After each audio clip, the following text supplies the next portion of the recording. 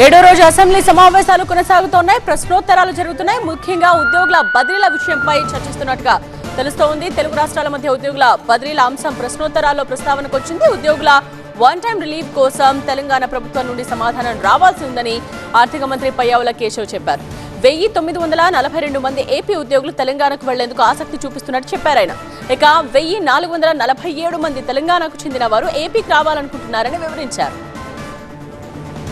కోసం రెండు ప్రభుత్వాలు జారీ చేసినటువంటి సర్క్యులర్ ప్రకారం ఆంధ్రప్రదేశ్కి చెందినటువంటి 1942 మంది ఉద్యోగులు తెలంగాణకు వెళ్ళడానికి సుముఖత వ్యక్తం చేశారు. మరియు 1447 మంది ఉద్యోగులు తెలంగాణకు చెందిన వారు ఆంధ్రప్రదేశ్కు వచ్చేందుకు సుముఖత వ్యక్తం చేశారు. దీని ప్రకారం 1942 మంది ఆంధ్రప్రదేశ్ ఉద్యోగులను 1447 మంది తెలంగాణ ఉద్యోగులతో వన్ టైం చర్య అంతర్రాష్ట్ర బదిలీకై సమ్మతి కోసం తెలంగాణ ప్రభుత్వాన్ని కోరడమైంది.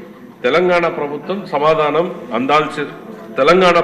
నుండి సమాధానం అందాల్సి ఉంది అధ్యక్ష.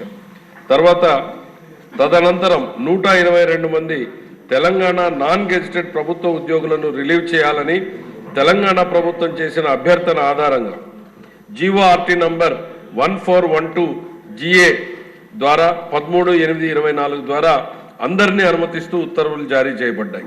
హెచ్ఓడీలు పై జాబితాలో పేర్కొన్న తెలంగాణ ప్రభుత్వం సూచించిన ప్రొఫార్మాలోని ఈ కేటగిరీలోని ఉద్యోగులు రిలీవ్ చేయడానికి అండర్టేకింగ్ ఇచ్చిన వారందరినీ కూడా అనుమతించింది.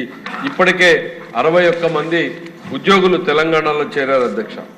తర్వాత ఈ రెండు రాష్ట్రాల మధ్య పెండింగ్ లో ఉన్న ద్వైపాక్షిక రాష్ట్ర పునర్వ్యవస్థీకరణ సమస్యలపై చర్చించేందుకు 6/7/2024 ఆంధ్రప్రదేశ్ మరియు తెలంగాణ గౌరవ ముఖ్యమంత్రుల సమావేశంలో తీసుకున్న నిర్ణయాల ఆధారంగా రెండు కమిటీలను, ఒకటి గౌరవ మంత్రుల కమిటీ, మరొకటి సీనియర్ అధికారులతో రెండు రాష్ట్రాలలో పెండింగ్ లో ఉన్న ద్వైపాక్షిక రాష్ట్ర పునర్వ్యవస్థీకరణ సమస్యల పరిష్కారం కోసం రెండు రాష్ట్రాలు ఏర్పాటు చేయబడ్డాయి అధ్యక్ష.